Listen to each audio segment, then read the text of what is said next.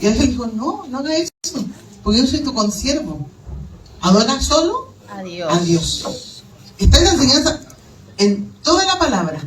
Cuando había nombres que Pablo fue a recibir adoración cuando lo había mordido la serpiente. Y él dijo, se rasgaron la vestidura y dijeron, ¿qué se creen ustedes? ¿Cómo hacen eso? Solamente Dios tiene que ser adorado. Amén. Y así, si revisamos la Escritura, encontramos muchas partes donde hay hombres que iban a ser adorados y ellos dijeron no. Los ángeles dijeron no. Y cuando adoraron a Jesucristo, ¿qué dijo Cristo? Él no dijo no. Él recibió esa adoración cuando fue adorado. En algún momento cuando hacía algún milagro, pasó muchas veces y él nunca dijo que no. Porque Él es el único digno de ser adorado. Nuestro Dios, Amén. Padre, Hijo, Espíritu Santo. Pero sí había una iglesia que hizo eso. Y quiero invitarles a que vayamos, obviamente, un congreso profético no podemos comenzar sino con la lectura de Efesios 4:11, por supuesto. No podemos empezar por otra parte. Les invito a que vayamos ahí. A Efesios 4:11.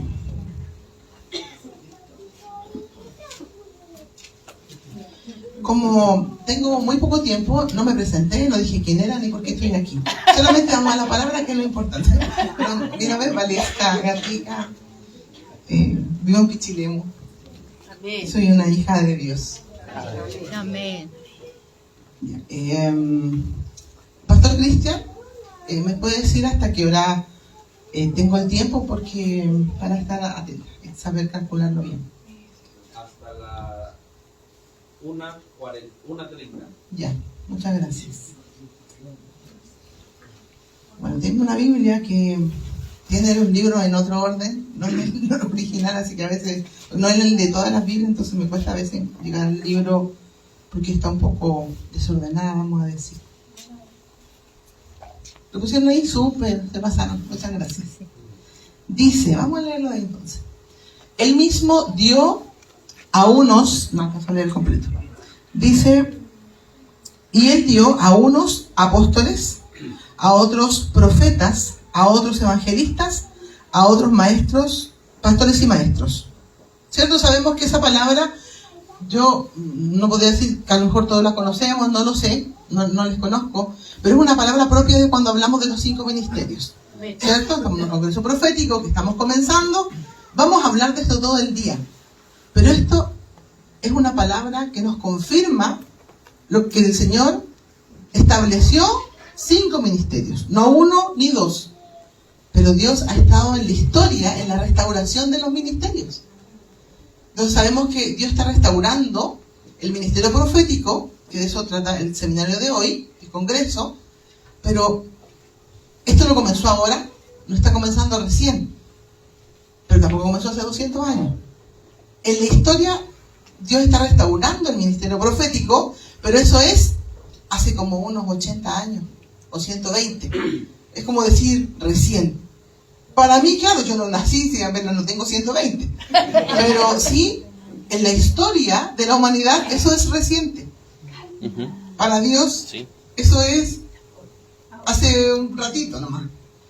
Entonces, pero, ¿qué ponemos? La base de cuál es la base que dice acá que Dios estableció a unos apóstoles, evangelistas, pastores, maestros, profetas. Dios lo estableció, lo hizo. Ahora, ¿cuál es el propósito? Y el propósito de los ministerios es el mismo. Todos tienen el mismo propósito que está aquí. Entonces, cuando hablamos de cualquier ministerio, hablamos que tienen todos el mismo foco. Entonces, si usted siente un llamado, o tiene un llamado, o Dios ya lo estableció, como un profeta, como un evangelista, o como cualquier ministerio, tiene el mismo propósito que tiene su hermano que está al lado, que tiene otro ministerio. No somos distintos, estamos para lo mismo. ¿Cuál es? Dice, con miras al equipamiento, voy a leerlo porque sé que ustedes tienen otro. Dice, el mismo dio unos días, esa parte la leímos, el siguiente versículo, por favor. Dice, ¿para qué? Para la perfección de los santos, para la obra del ministerio, para edificación del cuerpo de Cristo. Ese es el propósito que tenemos todos los ministerios. Que se edifique la iglesia, que el cuerpo pueda ser fortalecidos y que sean preparados para la hora del ministerio. ¿Para qué? Preparados para aquello a lo que Dios te llama a llamar, o ya te llamó, o está haciendo, o va a hacer. Ese es el único propósito que tenemos, y todos los ministerios vamos para allá. Y mi mirada no debe ser, sí debe ser que quiero ayudar a mis hermanos a que transiten a llegar a aquello que Dios los llamó. No sé, en la iglesia, yo vengo de Pichilemu, en la iglesia de Pichilemu hay hermanas. ¿Cuál es mi deseo? Mi deseo no es que ellas sean mi público y vayan a escucharme. Dios no me llamó para eso. Y una hermana lo dijo tan claro que para mí fue así como que en verdad me estaba hablando Dios. Dijo: hermana Valesca, estoy contenta de venir al culto, que hacemos culto en casa, porque siento que no soy público de un pastor. Vengo aquí y estoy cumpliendo lo que Dios me llamó, que es levantar esta iglesia, que es quizás preparar la 11 para mis hermanas, preparar una palabra para edificar a las hermanas o a los hermanos. No vengo de público, estoy haciendo lo que Dios me llamó. Y eso hace que la persona sea fortalecida, se sienta y también se tome las riendas también de su propia vida, de su propio llamado. Porque yo no tengo que vivir el llamado de ella, sino que ella tiene que levantarse, tiene que buscar. Pero Dios a mí me puso para poder caminar con ella, para a lo mejor liderarla. Pero ¿qué es lo que tengo que hacer? Ayudarla a que se levante más, a que comprenda más con lo que Dios a mí me dio. Pero hay cosas que a mí Dios no me dio. Entonces en eso yo no la puedo ayudar. Puedo ayudarle en lo que dice la palabra. Dios me dio gracia para enseñar. Pues en esto yo te puedo ayudar mucho. Pero en otras cosas no. En otras cosas, o Dios va a poner otro ministerio. Dios te lo va a decir a ti mismo. O a ti mismo. Entonces todos vamos llevando un camino que es personal, que es comunitario. Estamos juntos, vamos caminando. Todos los que estamos aquí vamos juntos. Y yo estoy feliz de estar con ustedes porque voy con ustedes, no estoy sola. Amén. Estoy con el Señor, pero además Dios me puso con ustedes. Y eso es lindo. Pero eso también debemos construirlo porque no es lindo, pero no es fácil. Porque cuando a veces, por ejemplo, yo estoy compartimos la mesa el día con el pastor Cristian, pero yo digo algo, el pastor Cristian no está de acuerdo a lo mejor. Porque ahí está su mamá lo crió de una forma. Mi mamá, que está en mi casa, me crió de otra forma y son súper distintas. Además, ella tiene experiencias en la vida, se crió en un colegio, tuvo hermanos, tuvo un hermano, 2 hermanos, yo tuve 3. Diferentes edades, peleábamos, teníamos algunas cosas, otras no las teníamos. Y toda esa realidad hace que yo sea de una manera. Entonces, yo voy caminando con usted y yo espero que usted me reciba y me coja como yo soy. Y yo debo recibirle, acogerle a usted como usted es. Pero usted es distinto. Por ejemplo, el pastor Jimmy, que es de Santiago, un ministerio muy hermoso. Ellos son súper guerreros, andan en la calle, andan haciendo un montón de cosas que yo no hago. Para mí son admirables. Y quiero aprender de él y de toda la gente que está con él. De su esposa. Porque yo no tengo eso. Porque Dios... Hay 2 cosas. Una, Dios no me lo ha dado. Podría decirlo. Yo no creo que sea así. En realidad yo a lo mejor no lo he hecho. Y Dios sí me lo dio. Y estoy más bien guardadita ahí en mi casa, tranquilita, o en mi iglesia, pero no salgo a la calle. ¿Será porque no sé hacerlo? ¿O será porque soy floja y no lo he hecho? Sí. Porque tengo miedo a lo mejor a que me peguen. O a lo mejor tengo unas experiencias, vamos a realizarlo más suave. A lo mejor tengo una experiencia traumática que me da miedo salir en la noche a la calle. Puede ser, a mí no me pasa eso, pero hay gente que le pasa. Quizás para esa persona va a ser muy difícil hacer una misión en la calle en la noche. Porque tiene, por ejemplo, no sé, pienso en amigos o familiares míos que tienen miedo a la oscuridad porque aún no conocen a Cristo o todavía Dios está en el proceso con ellos. No van a querer hacer eso. Pero Dios tiene un lugar para ellos que es diferente. Y yo no estoy para criticar porque no lo hacen, ni criticarlos porque sí lo hacen. Estoy para hacer lo que Dios quiere que yo haga, que es distinto a lo que Él hace. Entonces, ¿y aquí en la iglesia qué tenemos que hacer? Estamos para perfeccionar a los santos, para que nos edifiquemos y para que el cuerpo de Cristo sea fortalecido. Y edificar, ¿qué significa? Que vamos a ir creciendo en el edificio, no que vamos a derrumbarlo. Y a veces estamos derrumbando, ¿no? Pregunto nomás, así, para que me respondan. Pero a veces, mire, dice, a veces hay un texto que se usa siempre para la mujer. Yo creo que aplica para todos y aplica para la iglesia. Que la mujer construye la casa, ¿cierto? Pero a veces con su mano la derriba, con su boca la derriba. Y nosotros estamos edificando el edificio de la iglesia o estamos derribándolo. Solo una pregunta para que reflexionemos. Entonces, en base a esto, no voy a hablar más de eso porque puede ser que ustedes ya lo conozcan o no es el foco que tengo, pero ya sabemos, ¿cierto? En esta palabra está que Dios estableció los ministerios. Entonces a mí me dicen, oiga, pero si eso ya pasó, ya no existe eso. No sé si eso era del Antiguo Testamento. Pues aquí, del Nuevo Testamento. Y lo dice. ¿Qué significa eso? ¿Qué es lo que Dios quiere en la primera comunidad cristiana? Entonces eso sí es lo que Dios quiere. No es de la antigüedad, es de ahora. Es del tiempo de Cristo. Que Él lo dejó. Entonces uno tiene que también aprender y saber y fortalecerse en los argumentos y en el conocimiento. Vamos a ver por qué. Entonces vamos a entrar a la iglesia que les dije, porque adoraba a los ángeles. Porque era cierto. Y esa iglesia se llama Colosas. Estaba en Colosas. Y es la carta a los colosenses. A los colostalicenses. No, esa era otra, no existe. La carta a los colosenses. Eran los cristianos de Colosas. Y ese era un lugar bien bonito, súper recurrido, porque era una ruta comercial. Entonces por ahí pasaba, en ese tiempo, en el tiempo del siglo I, no habían tantas rutas como es hoy. Entonces, ¿qué pasaba? Que las rutas eran muy concurridas. O sea, a esa ciudad de Colosas llegaba gente. Primero habían judíos que venían con el judaísmo, ¿cierto? Con todas sus costumbres judías, de que guardaban el sábado y guardaban la Torá, seguían a Moisés. Además de eso, había un montón de griegos que creían en todo lo que implica Grecia y la filosofía. Pero además de eso, habían cristianos que se habían convertido y eran cristianos que habían salido los griegos, que también habían salido el judaísmo y ahora eran cristianos. Entonces, pero además de eso, habían orientales que venían, obvio, de Oriente, ¿cierto?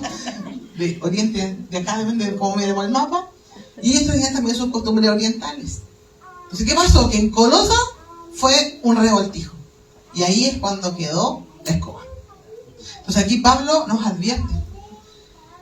Entonces, vamos a ver cuál es la respuesta que él da, pero primero quiero que vayamos a mirar lo que ocurrió, lo que dijo. Colosenses 2:16, ahí vamos a leer. Colosenses 2:16. Y dice: por lo tanto, nadie los juzgue en comida o en bebida, o con respecto a solemnidades, o novilunio o sábados, lo cual es sombra de las cosas venideras, pero la realidad es de Cristo. Que nadie emita juicio contra vosotros, simulando humildad y culto de los ángeles, presumiendo lo que ha visto, vanamente hinchado por su propia mente carnal, y no sosteniendo la cabeza con mayúscula, de la que todo el cuerpo, siendo nutrido y unido por las coyunturas y ligamentos, se desarrolla con el crecimiento de Dios. Esta palabra es lo que le está diciendo Pablo a estos cristianos de Colosas, que tenían este revoltijo en realidad, y empezaron a ver algunas cosas que vivían que se apartaban de la fe.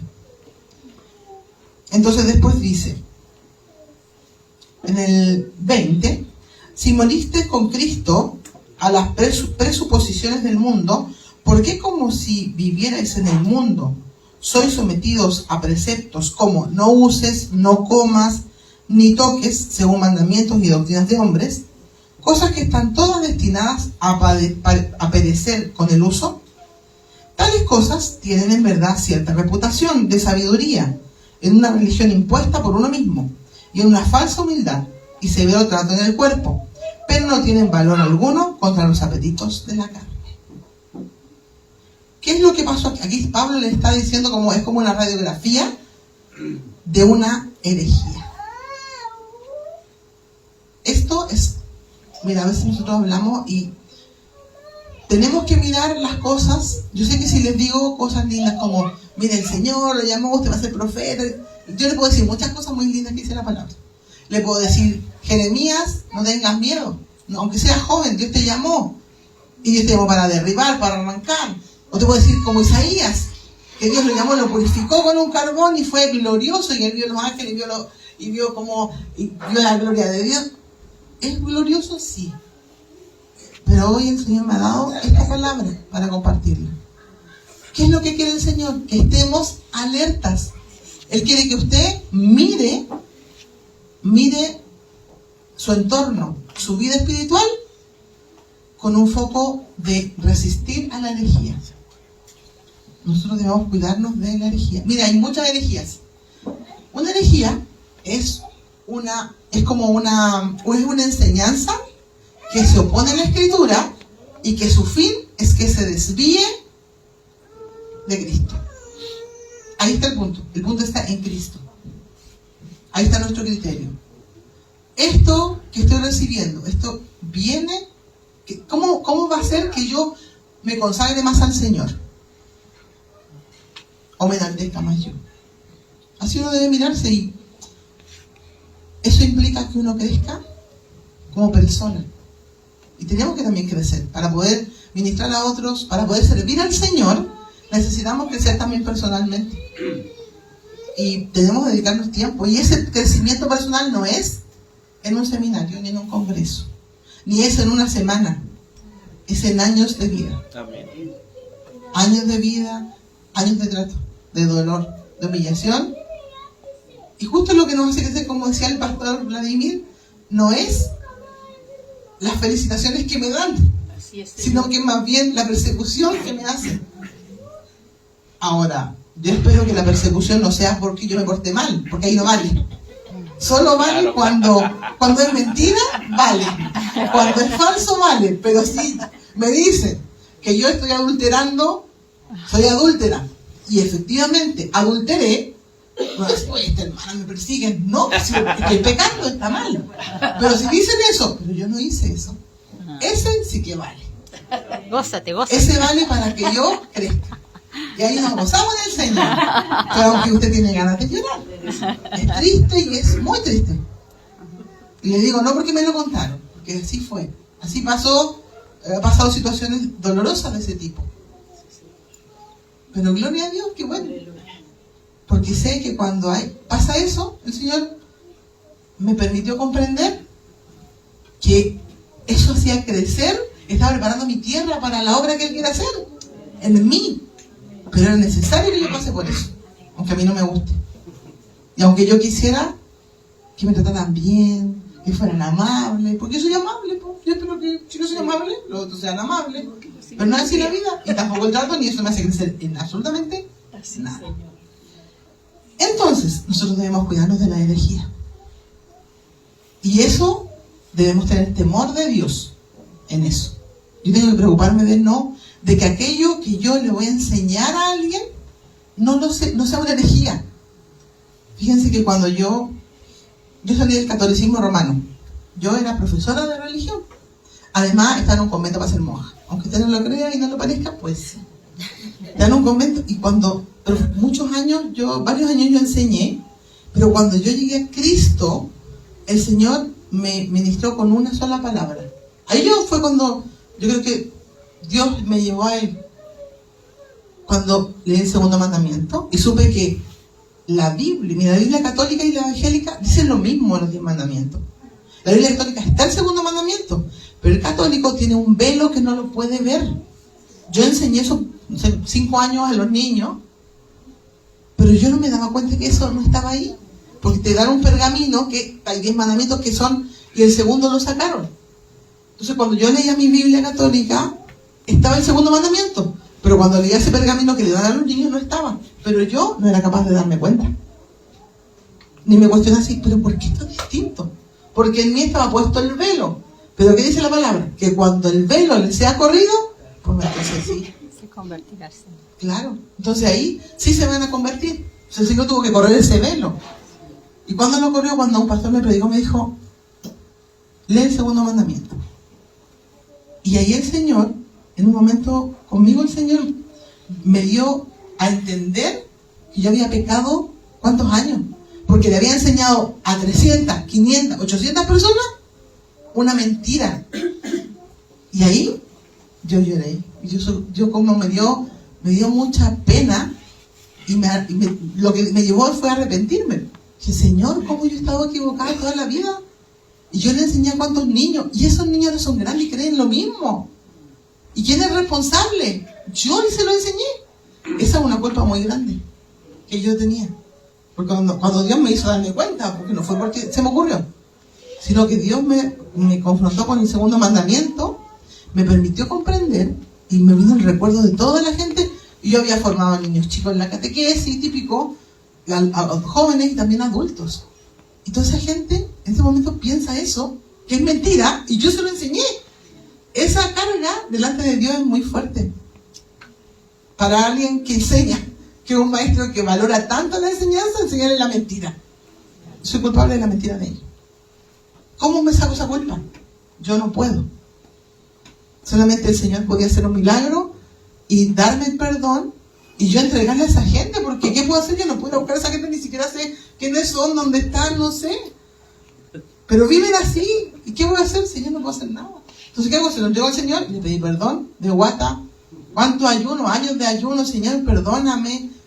Pero aceptar que Dios te perdona. Si yo no puedo estar un mes pidiendo perdón, Señor, si Dios ya me perdonó. Sabemos que a la primera, si me arrepentí, porque eso Dios me llevó a arrepentirme. Le pedí perdón, yo sé que Él me perdonó. Pero después tú quedas pensando así como, y toda esa gente lo único que me queda es entregársela al Señor y saber que Dios es el soberano y yo no soy nada. Finalmente ahí está la cosa. Que yo me equivoqué, sí. Pero ahí, cuando me viene católico, yo digo, bueno, sí, Señor, sí, allá está, en realidad no. El centro del universo no soy yo. No depende de mí la vida de la gente, ni de mi enseñanza. Yo me equivoqué, estaba en la mentira, fui enseñada así. Dios me sacó de ese reino de tinieblas, me trasladó a su reino. Ahora trato de vivir en la verdad. Me preocupo por buscar cuál es la verdad. Porque ¿qué pasa? Ese es un versículo de una Biblia que yo no podía decir cuántas palabras tiene. ¿Qué pasa si yo le he enseñado otras cosas que no son así a la gente? O si yo hoy día les digo algo que es una herejía y usted se va diciendo, oye, qué buena la revelación que el Señor le dio a la hermana Valesca, mira, esta palabra nunca la había escuchado, y uno se va pensando en eso, empieza a profundizar y resulta que era una herejía. Y yo a lo mejor no me di cuenta porque yo lo entendí así. Entonces yo tengo que preguntar, yo que estoy enseñando, usted que está enseñando a otros, preocuparnos de que lo que estamos enseñando sea la verdad. Cuando el Señor me da una palabra, esa palabra no contradiga en nada a la palabra de Dios. Amén. Eso tiene que ser así y tenemos que ser gravosos en eso. Cuando yo he escuchado, estos días he escuchado varias veces la palabra gravosos, que es como ser un poco exagerados o alaracos, exigentes, no sé, en poder poner el cuidado. No, pero es una cosa interior, no es algo que yo tenga que decirle a la gente, sino que yo debo ser cuidadosa con eso. Estar atenta, Señor, que mis palabras no salga nada que vaya a hacer que el otro caiga o peque o entienda las cosas mal de Dios. Eso yo creo que es muy grave en cuanto a una enseñanza de mucha responsabilidad. Entonces por eso debemos escudriñarlo. Y aquí fíjense que, hermanos, que hay hartas herejías. A veces sería, en algún momento dije, uy, estaría bueno enseñar todo. Hablo de harta herejía, bien interesante. Pero solamente me piden una sola herejía, me pide el pastor Cristian. Así que voy a tener que hablar de eso nomás. No, pero cuando, por ejemplo, hay unas herejías, por ejemplo, está el ascetismo, que lo podemos tratar como una herejía. Cuando, por ejemplo, las personas, uno quiere vivir para Dios, ¿cierto? ¿Usted hace ayuno? El Señor habla en la Biblia del ayuno. Amén. Lo pide, es bueno para nosotros, lo hacemos. Pero hay un extremo del ayuno que se llama ascetismo. Viene de los ascetas. Eran unos monjes y incluso hay unos los esenios, que eran judíos, ellos eran así, eran ascetas. Eran súper, ellos cumplían lo que dice, ¿estaban en la escritura? Sí, lo hacían, sí, bien ticket, carita feliz para ellos. Pero lo llevaron a un extremo. Y los extremos son malos. Esa es la cosa, que el tema es puro extremo. El extremo es malo. ¿Qué pasó? Llevaron al extremo los ayunos, la oración, de tal punto que estaban escondidos y no hacían nada más que estar. Se han descubierto varias ruinas que dicen que eran los esenios. Y ellos llevan al extremo ese tipo de prácticas.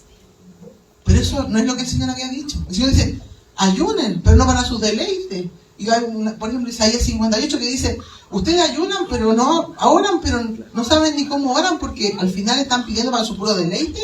Pero el Señor dijo, el ayuno que yo quiero, dice Isaías, es que tú saques el dedo amenazador de tu hermano.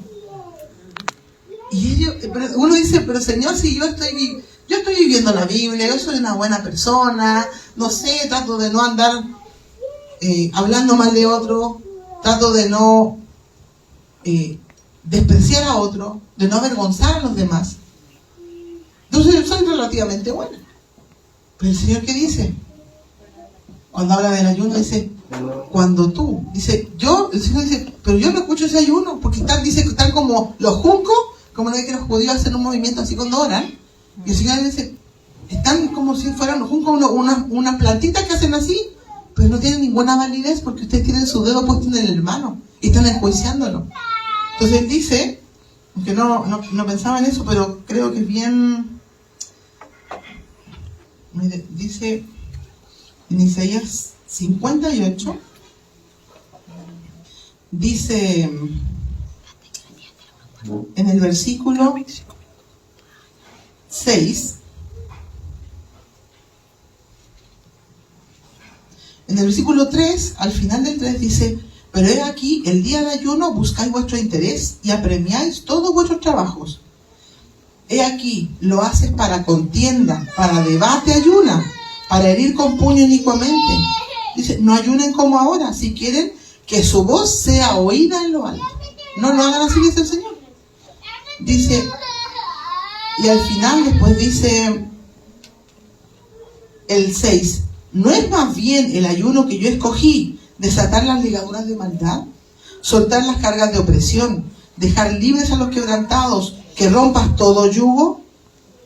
No, mire, es raro porque dice, no es el ayuno, y el siguiente versículo, no es el ayuno que yo escogí que partas tu pan con el hambriento y a los pobres errantes albergues en tu casa, y que cuando veas al desnudo lo cubras y no te escondas de tu hermano. O sea, ¿de qué? O sea, uno dice, pues Señor, si yo quiero ayunar, pues yo quiero orar, buscar a Dios, que Dios me dé una revelación. Y Dios me dice, pues el ayuno que yo quiero es que tú vayas a darle pan al que no tiene. Entonces uno dice, esto es contradictorio, como que un poco, como que pareciera que las neuronas me chocan y no entiendo. Y miren lo que dice después el Señor. Entonces, en el versículo 8, cuando hagas eso, entonces nacerá tu luz como el alba y tu salvación se dejará ver pronto. Yo puedo decir, Señor, ¿por qué no me escucha? Me siento como que voy a la iglesia, pero como que todavía no soy salva. En verdad, voy a la iglesia, pero todavía tengo las actitudes del mundo. Voy a la iglesia, pero aún Dios no me habla. O voy a la iglesia, pero no entiendo. Porque dice que tu salvación se dejará ver pronto. ¿Cuándo? Cuando le des comida al que está desnudo. Y después dice, y tu justicia irá delante de ti, y la gloria de Jehová será tu retaguardia. Entonces invocarás a Yahvé y él responderá, y él suplicará y él te dirá, aquí estoy. ¿Cuándo? Versículo 9, si quitas de en medio de ti la opresión, el dedo amenazador y las palabras arrogantes. Si de tu alma sacas para el hambriento y sacias al alma afligida. Entonces, nosotros debemos preguntarnos, Señor, yo quiero buscar a Dios. Hago ayuno de 3 días, de muchos días. Aquí hay algunos que han hecho ayunos largos, bien largos. Un día, voy a ayunar un día, pero un día para mí como que uno no es ninguno. Me suena como es. Pero para Dios no importan cuántos días, importa el corazón. Amén. Pero aquí dice, el Señor dice que si yo ayuno, Él no me... Yo ayuno, él no me escucha. ¿Será que me corrí? No. Dice, si tú quitas del medio de ti, ¿aló? Igual yo vengo con micrófono incorporado, así que igual no. Dice, si de tu alma, o sea, él dice, tú vas a suplicar, yo voy a decir, aquí estoy, en el versículo 9. Y ahí dice 3 cosas que tienen que pasar para que Dios me escuche y para que mi ayuno sea agradable a Él. Sacar del medio de ti la opresión. Entonces uno debe preguntarse, ¿estoy oprimiendo a alguien? Yo me pregunto a mí misma. Y cuando me pregunto, me encuentro que sí. Que sí estoy oprimiendo a alguien. Y cuando a veces le exijo a mi mamá, por ejemplo, algo, o le digo, mi mamá me dice, hija, voy a hacer esta comida, voy a hacer chalicán con chayuyo. Digo, mamá, no quiero, mejor hacer carne con arroz. Pero digo, mamá, mejor, no quiero eso. Si yo digo, o la desprecio, digo, no me gusta el almuerzo porque hace esas cosas. Ahí la estaría oprimiendo. No le digo eso a mi madre, para que no se espante. Pero yo, ahí estoy oprimiendo. Si le exijo que está haciendo el aseo que eso yo debo hacer, o la estoy oprimiendo si espero que ella limpie el baño que yo tengo que limpiar. Eso es una presión, porque estoy tratándola como una empleada, y ella no es empleada, mi mamá. Entonces, yo tengo que revisar mi vida y pensar cómo estoy viviendo esto. Porque la Biblia no es solamente para que la leamos, y las palabras que Dios me da son para que yo las haga. Entonces, tengo que sacar de mí la opresión. Yo le invito a que usted piense, pregúntese, ¿está oprimiendo a alguien? No espero que me responda, solo quiero que lo piense y lo piense delante del Señor. Su actitud es opresora, procede con su esposa o con su esposo. O a lo mejor con su hermano. Yo, por ejemplo, estuve en la casa de una hermana alojándome, y nuestra actitud debe ser de gratitud. Yo puedo salir y decir, oye, la hermana no me dio ni torta. Lo mínimo, que si sabe que me gusta lo otro, tendría que haber tenido torta. Claro, mínimo. Y yo puedo decir, no, mejor me voy a ir a la casa de la hermana Nancy, como ella es pastelera de torta, mejor me voy para allá. No, claro. Estaba con la hermana Lili y yo no puedo hacer eso, que no voy a después ir donde la hermana Lucía dice, oiga, ¿sabe qué? Yo fui a la casa suya y había torta, ya no había torta. No, eso sería altivez de mi parte, sería maldad, y yo empezaría a hablar mal de ella. Y cuando hacemos eso, va a venir, Dios nos va a traerla de vuelta para que aprendamos. Entonces, tenemos que aprender. Amén. Si saca de ti la opresión, el dedo amenazador. ¿De quién? Y las palabras arrogantes. Nosotros, hermanos, debemos, como hijos de Dios, como siervos de Dios. Alguien dice siervo de Dios, suena como así como, oh, viene el siervo de Dios. No, siervo significa esclavo. El esclavo es que tiene que estar limpiando el piso. Cuando digan, oh, el siervo de Dios, no se crea así como, gracias, aquí vengo yo. Venga, siervo, límpiame el piso. Eso es lo que tenemos que hacer. Pero el tema es que tenemos que vivir la actitud de eso. La actitud tiene que ser humilde como de siervo. Otro día fui a un lugar y alguien me dijo, ¿ya te pusieron a predicar? Yo dije, es que yo no vine a predicar, vine a amar. Debemos aprenderlo. Amén. Y el dedo amenazador. Tenemos que tomar conciencia.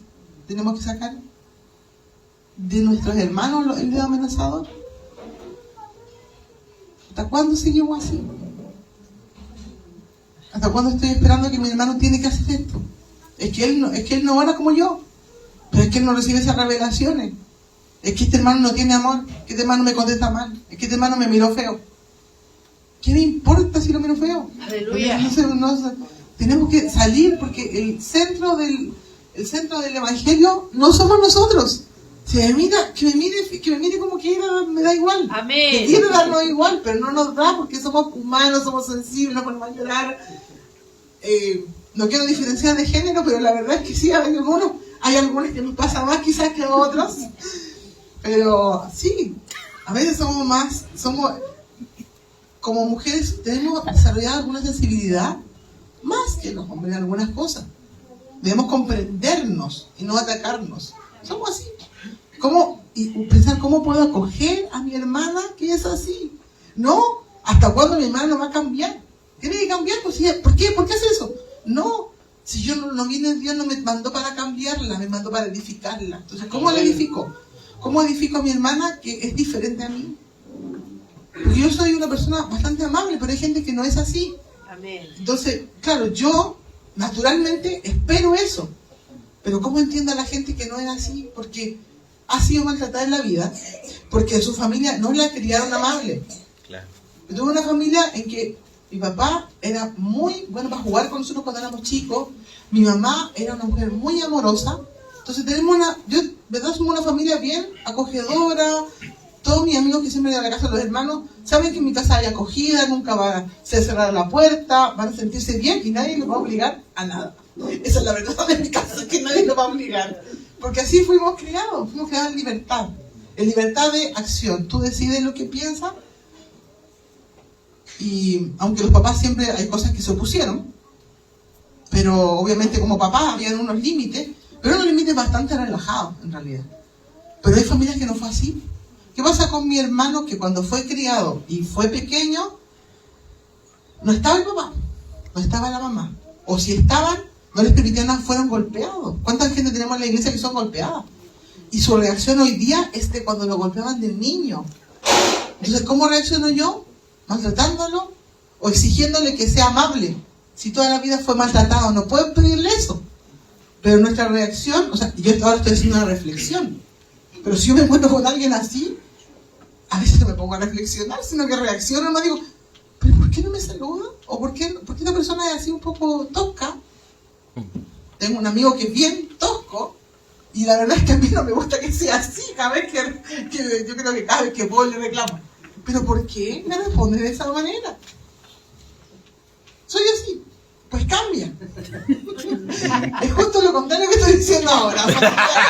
Yo no lo aprendí porque lo leí, lo aprendí porque me pasa muchas veces al mes. Al mes. No. Muchas veces al mes. ¿Pero por qué? Es que, claro, tú empiezas a conocer la historia, hay una historia de violencia, de un niño que tuvo que oponerse al papá, de una hija que tuvo que defenderse de un papá que quería abusar. Entonces, hay muchas historias, y eso construyó mi personalidad. Entonces yo estoy puesto con el dedo amenazador y palabras arrogantes de esa persona que vive esa historia. Debemos ser comprensivos. Y aunque no era el tema de este momento, pero así el Señor. El Espíritu habla. Vamos a Colosas. A Colosas, estábamos con los colosenses. Entonces, ¿qué ocurrió con esto? Aquí hay una herejía, vamos a meternos en la herejía, que era esta falsa enseñanza. Ojo, que esta es una falsa enseñanza de una interpretación de la palabra. O sea, aquí se interpretó algo incorrectamente. ¿Y por qué? ¿Qué les pasaba a esta gente? Primero, había un legalismo judío, estaba la filosofía griega y estaban la gente más mística que venía del oriente. Entonces, ¿en qué terminó? Es un sincretismo religioso. Esa es una palabra que a veces se usa. Se llama, dice sincretismo, que es una mezcla de distintas creencias, de distintas religiones, que se, por ejemplo, me tocó ir a dar una conferencia a la Araucanía. Entonces yo dije, oye, como que tiene una cosa de inquietud, quiero conocer cómo lo han hecho, un testimonio. A mí me gusta, como soy, así como ando siempre evangelizando.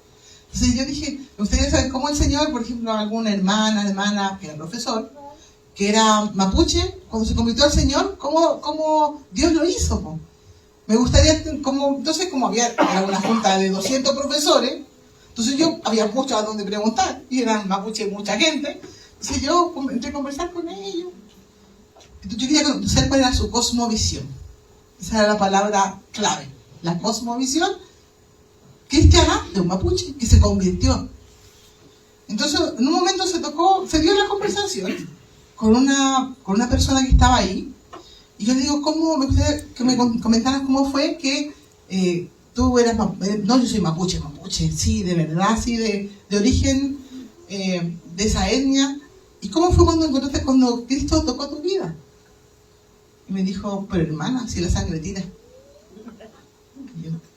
Ya me desmayaba. Y claro, y ahí empezó a conversar y finalmente ella ¿qué hizo? Un sincretismo religioso. O sea, tomó su cultura mapuche que hacen rituales, va a la iglesia evangélica y hace una mezcla más o menos que le acomode y eso vive. O sea, va a la iglesia evangélica, pero igualmente va con la meca a que le vea la orina y le dé un remedio. Eso es un sincretismo religioso. Y eso es lo que pasó en Colosas. O sea, se juntaron los judíos, tomaron un poco el cristianismo y algo de Oriente que traían los árabes, y eso vive un revoltijo de cosas. Y entonces, ¿qué pasó acá? En la carta de los Colosenses dice, vamos a mirar el versículo 18, que era lo que yo les decía, que ellos adoraban a los ángeles. Dentro de lo que pasaba ahí, fíjense que a ellos les pasaban dos cosas. Había la gente de Colosas, ellos adoraban a los ángeles y también adoraban espíritus del río que pasaba por ahí.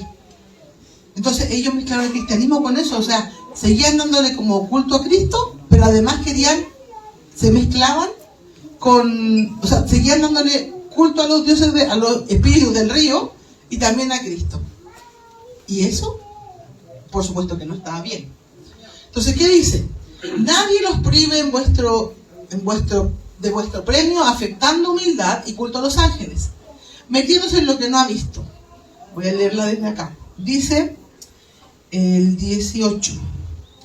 Que nadie emita un juicio contra ustedes simulando humildad. Por eso dice ahí, afectando humildad. Significa que nadie cuando ustedes simulen la humildad y el culto a los ángeles, presumiendo lo que ha visto. Entonces ellos eran gente que veía ángeles. Estaban relacionados con entonces, tenían visión de ángeles, le daban culto a Cristo, veían ángeles y los adoraban. Cuando llegaron al cristianismo, siguieron adorando ángeles. Eso está prohibido por la Escritura. Pero no fue en ese momento quizás enseñado, ellos lo siguieron haciendo. Y ahí llegó Pablo y les mandó esta carta, a propósito de lo que ellos estaban haciendo. Entonces le dice a ustedes simulando humildad y culto de los ángeles, presumiendo lo que ha visto, vanamente hinchado por su propia mente carnal. ¿Qué es lo que le pasaba a esta gente? Que veía ángeles y comentaba eso y se hacían los humildes.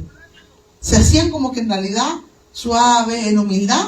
Decían, mire, yo sí, pero vi los ángeles están en mi casa. Nosotros, cristianos, ¿vemos ángeles? ¿Alguien ha visto ángeles aquí? No, nadie. Allá hay un pastor que dice que sí. Usted sí los ha visto. ¿Solamente el pastor cristiano ha visto ángeles? Yo lo he Acá, escuchado. pero el pastor cristiano, usted, yo creo que me trajo un lugar equivocado, porque usted me dijo, hermana, va a ser un congreso profético. Que yo sepa que la gente que se mueve son ángeles, así que uno, o sea, usted, estamos equivocados, vamos a hacer el congreso en otro lado, para usted, cuando nos podemos invitar. ¿Qué más? Hermano, no tengan de Literalmente Es que yo en lo el he espíritu, escuchado. en el espíritu uno los ve y los escucha. Ojo. Literalmente. Además, ahí salen más, ya van como 6. Así humano. Hay varios más que dicen, ya hay más. Ángela, sí, sí. Equivale, miren, ver ángeles equivale a escucharlos, a percibir su presencia. Está toda la iglesia. Ahora voy a preguntar de nuevo. ¿Alguien aquí ha percibido la presencia de ángeles? ¿Lo vio, lo escuchó? Gloria a Dios. Ya nos quedamos aquí, no. Ya no me voy. Entonces, ¿qué pasó? Que ellos lo vieron también. O sea, a nosotros nos pasa lo que le pasó a ellos. ¿Vemos lo que como le pasa a ellos? Sí. ¿Están con nosotros? Sí. Creemos que están. Sabemos que están. Y es más, nos protegen, nos defienden.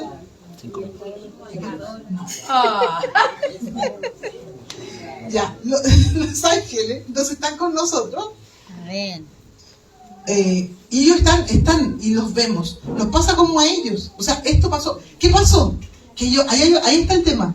Hay ángeles, sí. El Señor mandó ángeles, sí. Dice en Hebreos que Dios puso a los ángeles al servicio nuestro, al servicio de lo que van a heredar la salvación. ¿Eso es bíblico? Sí. ¿Podemos verlo? Sí. ¿Dios da espíritu espiritual? Sí. ¿Podemos adorarlos?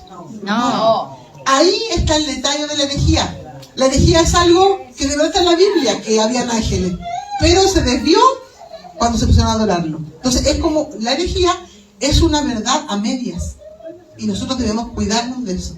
La mezcla. Eso es un mensaje, mezclarlo es lo grave. Porque si usted va a enseñarle, no, mire, vamos a esa iglesia porque ahí se manifiestan los ángeles. Claro, ¿se manifiestan? Sí, se manifiestan. Pero puede ser que gente llegue y se ponga de rodillas, oye, de verdad, manifestación angelical, y se pongan de rodillas.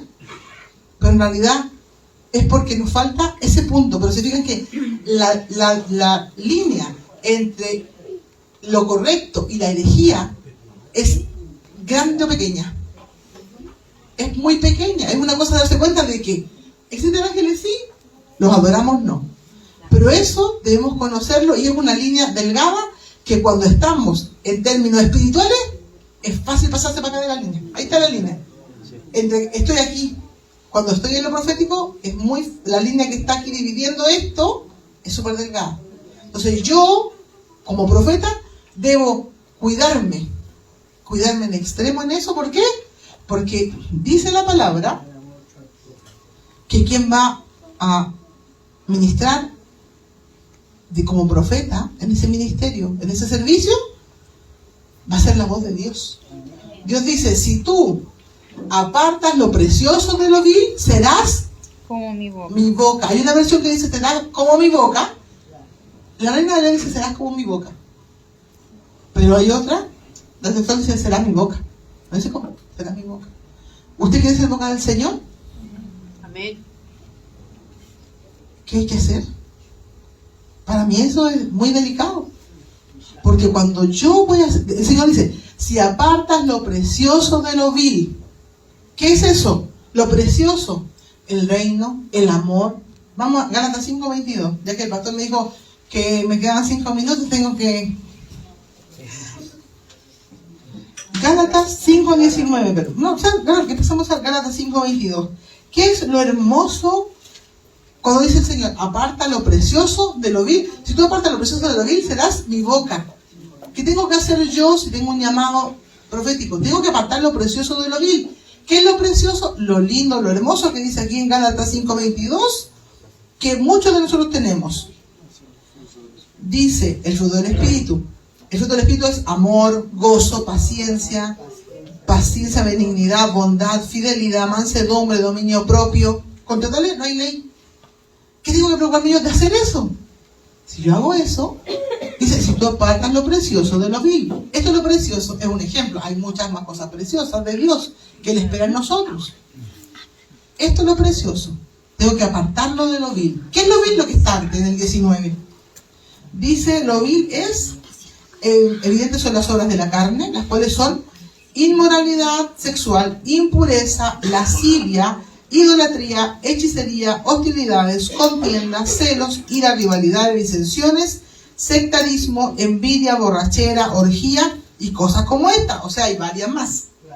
Sobre las cuales les amonesto de antemano que los que practican tales cosas no heredan el reino. Entonces, el Señor dice, si apartan lo precioso de lo vil, esto es lo vil. Yo tengo que apartarme de eso. Él dice, si apartas lo precioso de lo vil, serás como mi boca. ¿Usted quiere ser la boca del Señor? Amén. ¿Qué tiene que hacer? Apártese de lo vil. Si usted habla mal de otro, no puede ser la boca del Señor. Amén. Si usted está, por ejemplo, viviendo inmoralidad sexual, no puede ser la boca del Señor, porque lo que salga de su boca es lo que la persona va a recibir. ¿Qué va a recibir? ¿Lascivia entonces? Si usted está, por ejemplo, en impureza, en hechicería, o dice hostilidades y contienda. ¿Usted es hostil con alguien? ¿Es malvado con alguien? ¿Lo está oprimiendo, como decía el texto de Isaías? ¿No puede ser la boca del Señor? Dice, si están en hostilidades, en contienda, celos, ira. ¿Usted es celoso? ¿Es celosa? ¿No puede ser la boca del Señor? ¿Será muy duro lo que estoy diciendo, Pastor Vladimir? No, es la palabra de Dios. Es la palabra, pero es la palabra de Dios y la hacemos. ¿No la estamos haciendo? Porque yo veo que, perdón, la cámara. Lo siento. El Señor, usted quiere ser boca del Señor. Dios lo llamó a ser profeta, a dar una palabra a alguien, ser boca de Dios. Ser boca de Dios es algo terrible. A mí no me gustaría estar en su lugar. Aleluya. ¿Por qué? Porque Dios, imagínense si nosotros debemos tener un temor de Dios al punto de callarnos. La Biblia dice, en el mucho hablar nos falta el pecado. Si yo hablo mucho, hablo, voy a pecar. ¿Qué tengo que hacer entonces? Callar. Callarme. De verdad es mejor que yo me calle que peque. Porque a veces cuando digo broma, peco. Pero puedo pensarla, voy a pensarla, voy a hacer una broma para que nos veamos, pero tampoco que ninguna broma, tengo que tener criterio, busquen los criterios. ¿Cuál es el criterio? Que eso no avergüenza a nadie. Yo puedo hacer una broma, si eso no avergüenza. Si al otro no le da risa, porque esa cuestión no era broma. O bueno, excepto los chistes fomes, pero sí es verdad que pasa que a veces los bromistas, yo digo siempre, los bromistas se les pasa la mano, porque no saben, como les gusta hacer reír, se les pasa para el otro lado. Entonces se ríen de la gente. Y eso está mal. Entonces cuando yo soy la boca del Señor, no puedo darme ese espacio. Yo tengo que prohibírmelo a mí misma. Porque no tiene nadie que andar atrás mío diciéndome, oiga, no haga esto, oiga, no hable, oiga, no. No. Yo tengo que leer la Biblia. Si tú quieres ser la boca del Señor, tienes que salir de no ser. No puedes ser celosa con tu esposo. Ahora, Señor, pero si esto lo tengo en mí, es tan difícil, yo no puedo dejar de serlo. ¿Puede ser que le pase? Puede ser. Cada uno tiene debilidades distintas. Y digo, Señor, yo no puedo con esta debilidad, pero ¿qué puedo hacer? No me puedo callar. No puedo dejar de ponerle celo a mi esposo. Que el Señor le ayude. Siempre podemos buscar ayuda para limpiarnos. La palabra dice, en 2 Corintios, que debemos nosotros limpiarnos de alma y de espíritu. Porque también a veces aunque la Biblia dice que el espíritu, el hombre nuevo que Dios creó, no es contaminado. No se puede contaminar, ni peca tampoco. Pero sí, dice, límpiense de espíritu, porque hay espíritus que están en mí, que yo debo limpiarme. Porque eso me va a llevar a tener actitudes que son incorrectas, y bien que son espíritus. Finish. No. Fíjense que el texto que tomé al principio, con esto voy a hacer el pastor Cristian, de Colosenses, el mismo texto, al final del versículo 23, después de que habla de que todo esto, cuando yo veo a cosas espirituales, vanamente me inflo, me hincho diciendo lo que son. Es mejor no decirlo. Es mejor que yo lo vea con el Señor, y cuando Dios me lo ordene, pues lo digo. Si no, no tengo que comentarle a nadie ninguna cosa. Dice 23, tales cosas tienen en verdad cierta reputación de sabiduría en una religión impuesta por uno mismo. O sea, claro, yo puse mi propia regla, entonces parezco ser una persona sabia, y en una falsa humildad. Y se ve el trato con el cuerpo, que también tenían los colosenses. Todo lo que tenía que ver con el placer, con el cuerpo, lo dejaban de lado. Pero no tienen valor alguno contra los apetitos de la carne. Todo esto, manifestaciones, son lindas, gloriosas, nos sirven, nos aumentan la fe, pero no tienen ni un valor contra la carne. Con todo lo que vimos en Gálatas 5:19, no tienen, y aquí lo dice, no una interpretación de la Biblia, dice aquí, no tienen ningún valor contra los apetitos de la carne. Mi carne tengo que trabajar la parte para poder ser boca de Dios. Amén. Lo bendigo en el nombre de Jesús. Amén.